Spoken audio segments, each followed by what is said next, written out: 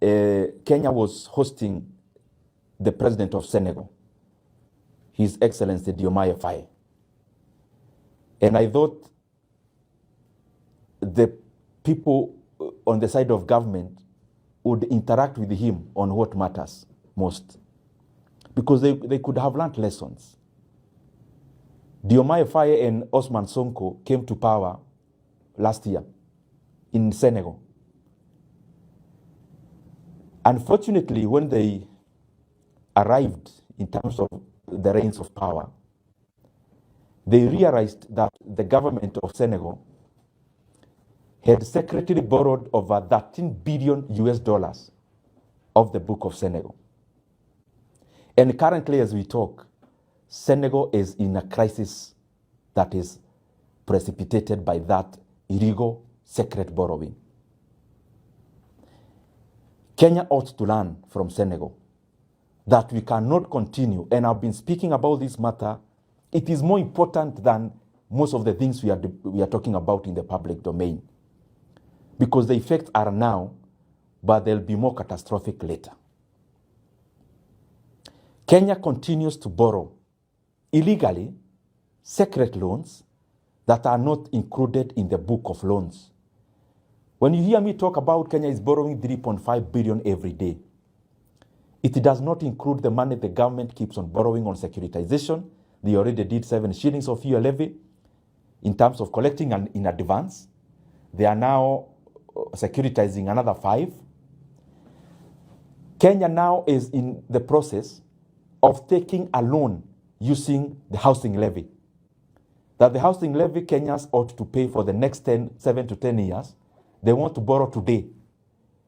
Meaning even the flexibility of any government that would come and they would want to abolish or lower some of these levies is being constrained. And I keep wondering why the National Treasury can come up with even those kind of documentations and not batting even their eyes. They don't seem like they're doing the wrong thing.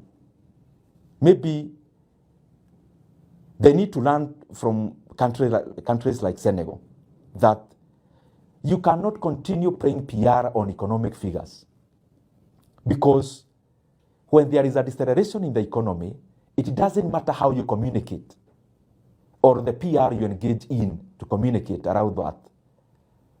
Figures will continue to manifest. And unfortunately, that is why in Kenya, when you interact with Kenyans, they say there's no money, because some of the decisions we are making also compound to the situation we are in as a country, economically speaking. So Kenya must maintain one book of debts. And I'm calling upon all our lenders, IMF, the World Bank. They have competent people in their offices. They cannot continue to fold their hands when they see things that are happening where their voice is needed. Because we cannot afford to lose our economy. And we cannot afford to lose our country, Kenya, on the economic front. But the secret loans we are taking will definitely lead to a situation that is not very palatable for our economy. And I'm requesting those who are involved, please stop securitization. Stop taking boards that are off the book, like the Talanta board. Stop securitizing and taking a board on the housing levy, on the tourism fund levy. In Kenya, when you hear anyone inamalizika na fund, I mean an institution of government, whatever name you give it, the last name is a fund.